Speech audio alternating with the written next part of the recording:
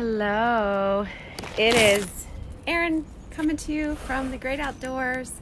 I am out here in my backyard, just it's my neighbor's house, enjoying what is supposed to be a beautiful day. It just started to rain, which is kind of awesome because that totally is in keeping with the theme of our practice today, which is embracing awareness and cultivating acceptance for the unknown, because we just really truly have no idea what is going to happen. I'm still super sweaty and stinky from practicing hip hop yoga this morning. If you weren't able to join us, it was really a lot of fun, and the class will be up on YouTube this afternoon as soon as it finishes downloading. So I'm trying to figure out where I can put the phone. I have it in a planter right here, I'm not going to lie. I don't have a good setup outside yet. So bear with me, be patient with me as I use garden gloves and garden tools to help figure out a way to make this work for now, right? Just everyone is learning everything new right now. Everything is kind of on the fly. So there we go. I think that's going to work until the next raindrop falls and moves everything out of the way. So welcome, my name is Erin. I own Eat Yoga Drink. It just started to rain again, embracing the unknown. When I came out here to get set up, everything was sort of not raining. I think I'm gonna have to go inside. Okay, now it's starting to pour. This is really awesome. We're doing this on the fly. I'm gonna go back inside. So bear with me as I grab my things. This is real life mindfulness as we learn how to just be flexible and adaptable for all the circumstances that life may show up us, and how we just kind of have to roll with it because we don't really know what's going to happen. So now I'm back inside. I'm going to go into a room where maybe or maybe not there will be kids that you hear or don't hear. Turn on some lights. Okay, we're going to do this from the comfort of a couch that I never get a chance to sit on because I'm always teaching yoga, but here we are. So now we're going to chill out a minute. So thanks for sticking with us. Again, my name is Erin. I just came in from the outside where it was raining. And today we're going to be talking about how there is so little in life that we can control. The only thing that we can control is how we respond to the world around us. And right now there's so much that's up in the air, so many unknowns, and that brings a lot of discomfort to people because they like to have faith that, you know, the way they plan their life out, that's how their life will unfold. And the things that we expect to be normal will happen. And when we're tossed a huge curveball like this, it throws us out of kilter because we're not prepared for it. So today's mindfulness moment is here to remind you of the importance of the beginner's mind. How when we welcome the beginner's mind into, there's Oreo. Hi, Oreo. When we welcome the beginner's mind into our life, it helps remind us that we can start fresh and new with our perspectives, release ourselves from habitual thought patterns and thought loops in which we get stuck, particularly the ones that tend to verge on the negative elements of life, because we do have a strong negativity bias within our minds. It's part of our evolutionary makeups. We tend to gravitate toward things that are perceived to be harmful or threatening to us because those are the things that are most dangerous or that require our stress response to kick in so we can survive, more so than the things that are joyful, right? The joyful things don't require our survival mechanisms to kick in. The joyful things are just there for us to enjoy. So when we focus on the negative things, which can consume us and overcome us, it keeps our cortisol levels really high, dangerously so. It can cause a lot of stress within our cardiovascular system and just lead to a whole other, health, mental health, physical health issues down the line. So it's important that we keep focusing on trying to adapt new perspectives, try to take with us the lessons from the past that will help inform our futures in all the best of ways, but leave behind the distressing thoughts that never really served us well in the first place. So the thoughts where we feel deficient or that where we shame ourselves, or things that you regret, or conversations that you can't rehave with people. They're done, or the past is the past. The past is now just an illusion. We can just use the past to help inform the future, but we don't have to take with us these strong emotional sensations of shame or regret or anything that kind of brings you down. So that's all to say, beginner's mind. And I wanted to read to you one of my favorite quotes. Shunryu Suzuki is a Buddhist practitioner and a mindfulness leader, and he says, "In the beginner's mind, there are many possibilities, and in the expert's mind, there are few." So if you go through life assuming that you're an expert at something, you're not really opening yourself up to the possibility of learning. If you go in feeling confident with what you know, but being fully aware that there's so much more to enrich you, then you're gonna be more open to possibilities. And we can learn from everybody. We learn as teachers, we learn from our students constantly. I consider myself always a student, even when I'm teaching.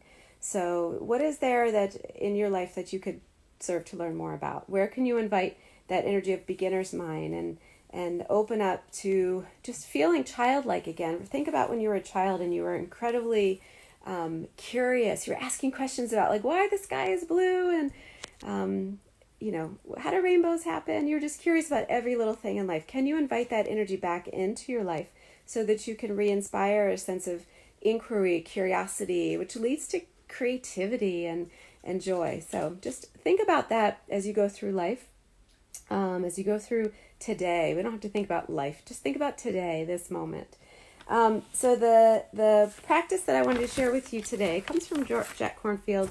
It's one of his flagship meditations, and it's just a very short sort of contemplative exercise where you start to think about how you are feeling about the unknown, right? There's so much that we don't know. Right now, in particular, we have no idea what's going to happen tomorrow. We have no idea if we're going to be told to stay inside or if we're going to be invited to go outside, or we don't know what's going to happen. So how does that make you feel? So when we pause in this moment and give ourselves these mindfulness, just mindfulness pauses, we can truly connect with how we're feeling in the moment, honoring ourselves by connecting to those sensations. And so I invite you for this exercise to come to a comfortable seat. Maybe you're already in your comfortable seat. Maybe your legs are crossed and you want to uncross them. Maybe you want to loosen up the body just a little bit. Just soften the jaw, soften the eyes. Let the shoulders hang heavy. Jack Kornfield calls this the don't know mind. So we're going to dive a little deeper into what it means to have a don't know kind of mind. So it's a simple contemplation that asks you to consider all the things within and around you that you don't fully understand. There are lots of things right now that we don't comprehend. They're just beyond imagination. So rather than try to figure these things out, rather than try to overanalyze and be critical of, can you just allow and be at peace with just letting things be as they are? Being comfortable with having no idea what will happen. And so as you find your comfortable seat, maybe you start to close the eyes or let the gaze float downward. Let the body be super comfortable and at ease. Let the breath freely flow in and out. No need to do anything to change it. Notice it and honor it.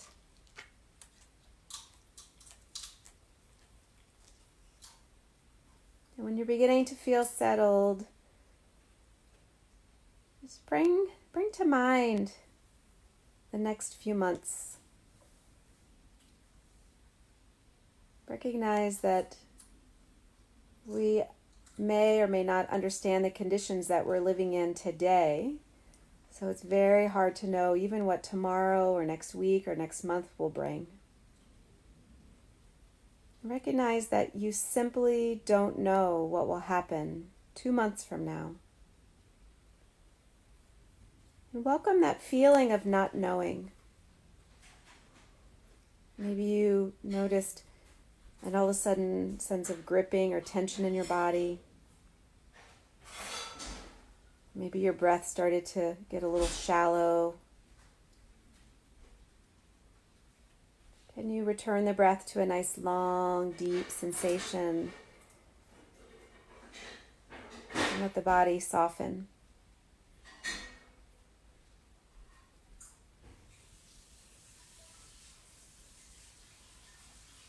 There's so many things we don't know. Feel the truth of this don't know mind and invite a relaxation and comfort in the state of not knowing.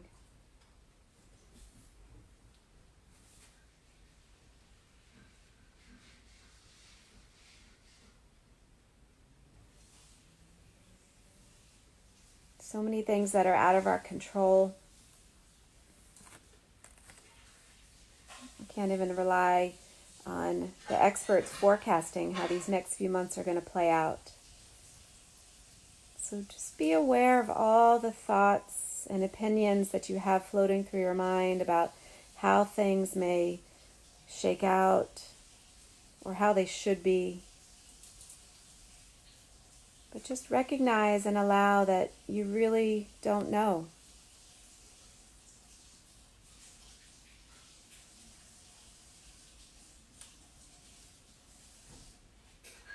Maybe all of these things will lead to something better for you. But in reality, you simply don't know.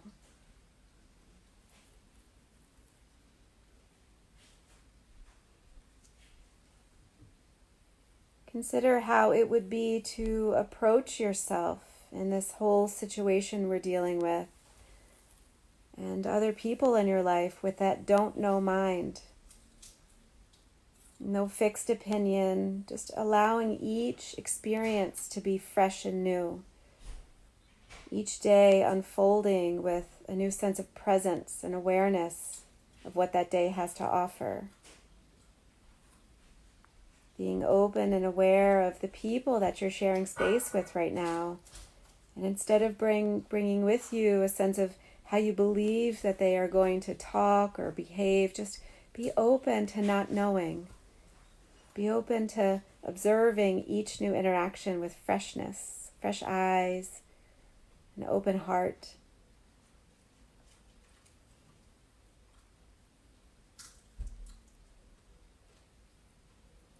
Maybe this don't know mind is unsettling for you.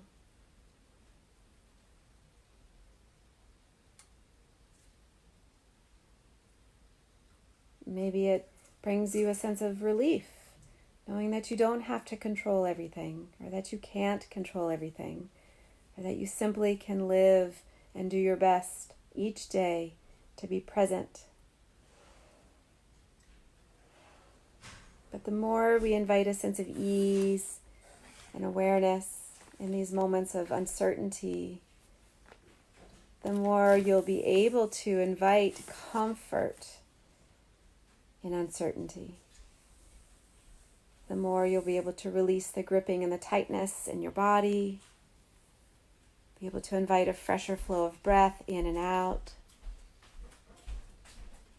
And just maybe you start to see some pockets of joy in the world where you otherwise were gripping on to the horrors, the devastation. Look at it from a fresh perspective. Approach it with that childlike innocence and curiosity. You always notice something new.